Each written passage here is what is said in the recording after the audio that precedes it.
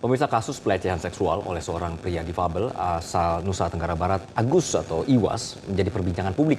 Ya, kasus ini mencuat usai seorang mahasiswi melapor ke kepolisian bahwa dirinya menjadi korban pelecehan seksual oleh Agus pada Oktober 2024. Agus kini ditetapkan sebagai tersangka. Berikut kami hadirkan informasinya dalam segmen Telusur Kasus.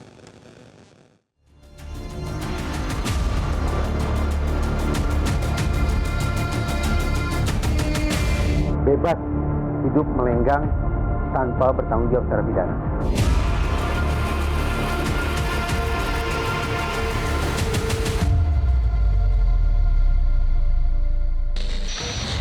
Kasus kekerasan seksual yang melibatkan seorang penyandang disabilitas menjadi atensi publik. Bagaimana tidak, seorang penyandang tunadaksa yang bahkan untuk kegiatan sehari-hari saja butuh bantuan menjadi tersangka pelecehan seksual. Bahkan modusnya pun tak main-main dan korbannya terus bertambah. Masyarakat pun bertanya-tanya, bagaimana bisa seorang penyandang tunadaksa menjadi pelaku pelecehan seksual? Dan bagaimana hukum di Indonesia memandang hal ini?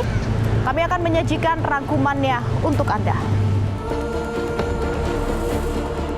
Pelecehan seksual oleh seorang pria difabel asal Nusa Tenggara Barat, Agus, menjadi perbincangan publik. Kasus ini mencuat usai seorang mahasiswi melapor ke kepolisian bahwa dirinya menjadi korban pelecehan seksual oleh Agus pada Oktober 2024 silam. Usai dilakukan penyelidikan, Agus kini sudah ditetapkan sebagai tersangka. 11 Desember lalu sudah dilakukan rekonstruksi di Mataram. Total ada 49 adegan yang direka ulang. Dari awalnya di BAP ini hanya 28 adegan. Nah, 3 lokasi tersebut yakni ada di Taman Udayana dan area pinggiran Islamic Center yang menjadi tempat perkenalan antara tersangka dan korban. Dan lokasi ketiga adalah salah satu penginapan, tempat di mana tersangka ini mengeksekusi korban. Nah, hingga saat ini pemirsa, total sudah ada berapa korban yang melapor ke pihak kepolisian? Hingga kini tercatat ada 17 orang yang melapor dari yang awalnya 15 orang. 2 korban baru ini, 1 diantaranya masih di bawah umur. Salah satunya mengaku sudah dilecehkan, sementara lainnya dalam tahap percobaan pelecehan seksual. Meski Agus sempat mengelak dan menyebut difitnah, namun penjaga homestay di Mataram justru menyatakan hal sebaliknya. Agus disebut sering memesan kamar nomor 6 dan membawa wanita yang berbeda-beda. Bukan di sini aja, cuman pas kejadian kan di sini. Dia kesini tuh sama cewek. Berbeda, Pak. Cewek yang berbeda. Dalam seminggu berapa kali? Hampir setiap hari. Anak saya. Bu, ada ibu ngelihat ada yang janggal tak setiap Agus ke sini? Memang ada yang janggal. Kemarin ada yang nangis, yang nyata-nyata yang saya lihat tuh yang pakai alma mater biru, kalau nggak salah yang sama kayak dia itu nyata-nyata saya duduk di sana di bapak polisi. Itu nangis. Pas keluar. Setelah keluar dari kamar. Bahkan belakangan terungkap bahwa Agus tak beraksi seorang diri, namun sang ibu ikut terseret. Ia meyakinkan para korban bahwa Agus butuh bantuan, bahkan menjanjikan emas untuk korban-korban Agus. 4 korban itu menyatakan bahwa dia berkomunikasi dengan ibunya. Artinya si pelaku itu mendorong atau kemudian memfasilitasi supaya korban itu berkomunikasi dengan ibunya. Umpamanya di satu case itu umpamanya si pelaku menjanjikan untuk memberikan emas kepada korban. Itu dia pura-pura menelpon ke seseorang yang diduga itu adalah ibunya, dan menurut keterangan dari korban itu fotonya match dengan foto yang ada di dalam WA si ibunya.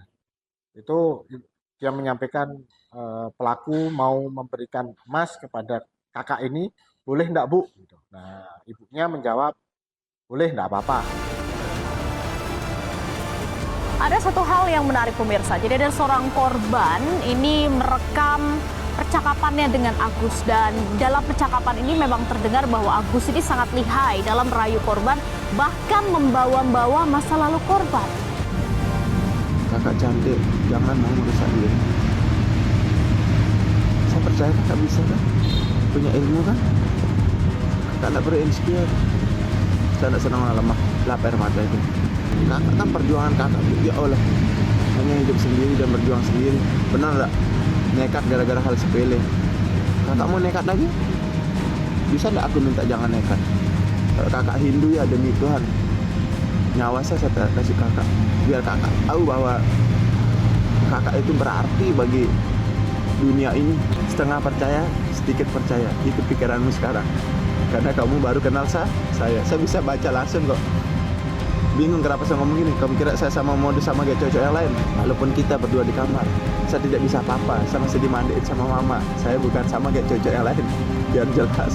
Karena cowok-cowok itu hanya manfaatin kan. Kamu mau berubah atau tidak? Kalau kamu tidak mau berubah, saya pergi. Tapi kalau kamu berubah, saya akan tetap di sini dengan mengasih tahu bagaimana cara kesuksesan kamu. Nah, apakah ini termasuk dalam manipulasi atau justru suka sama suka dalam kasus kekerasan seksual Agus dan belasan korbannya? Dan bagaimana hukum di Indonesia memandang manipulasi dalam kasus kekerasan seksual?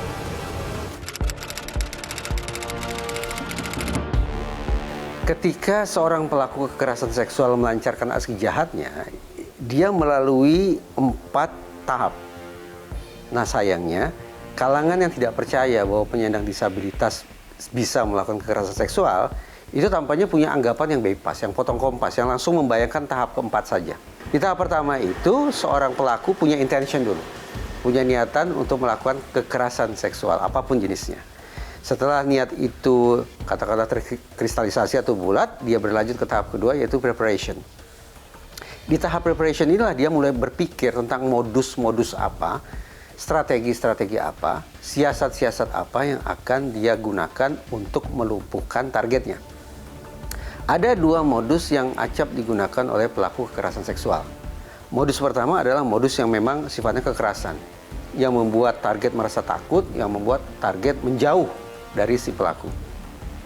Modus yang kedua diistilahkan sebagai grooming behavior. Alih-alih membuat target takut, alih-alih membuat target berprasangka yang bukan-bukan, dengan grooming behavior justru pelaku berhasil memikat target sehingga target menaruh rasa percaya.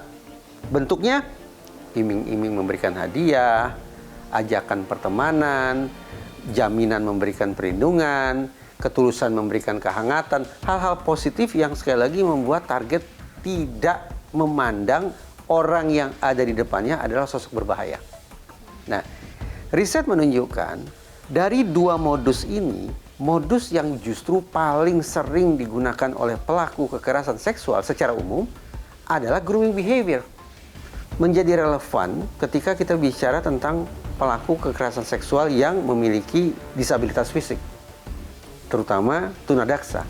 Karena saya bayangkan mereka yang memiliki kondisi khusus yaitu tunadaksa, tampaknya akan sangat sulit untuk melakukan ancaman-ancaman yang sifatnya fisik terhadap targetnya.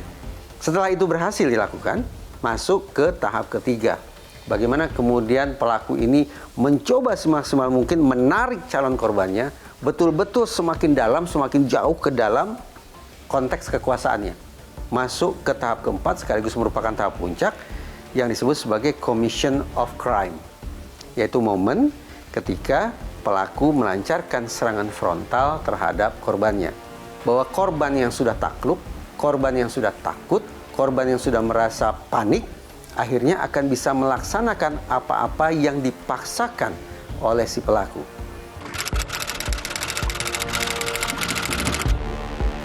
Kalau bicara tentang pidana, apalagi kekerasan seksual, kita harus punya keinsafan bahwa sejak Indonesia punya undang-undang tindak pidana kekerasan seksual, sah sudah negara kita memposisikan kekerasan seksual sebagai kejahatan serius, kejahatan luar biasa. Pelakunya berarti pelaku kejahatan yang serius.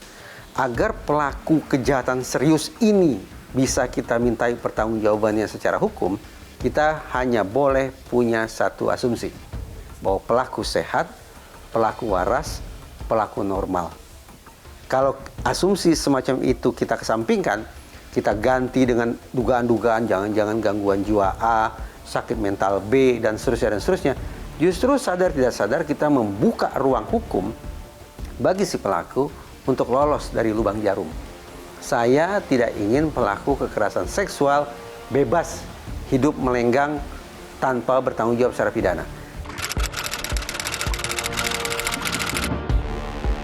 Ada pelaku kekerasan seksual yang kebetulan juga penyandang disabilitas. Sepanjang hasil pengecekan menunjukkan bahwa dia fit, artinya dia waras, dia normal, dia sehat, dan dia kompeten, artinya dia dianggap cakap untuk menjalani proses hukum, maka tidak ada kendala bagi yang bersangkutan untuk dimintai pertanggungjawaban secara pidana. Kondisinya yang tunagrahita tentu kita bersimpati, tapi kondisi tunagrahita, sekali lagi, sepanjang yang bersangkutan dinilai fit dan juga dinilai kompeten, maka proses hukum tetap harus berjalan. Kasus dugaan pelecehan seksual yang dilakukan oleh Agus, seorang penyandang disabilitas, hingga kini masih dalam proses penyelidikan oleh pihak kepolisian. Sementara Agus sudah ditetapkan sebagai tersangka.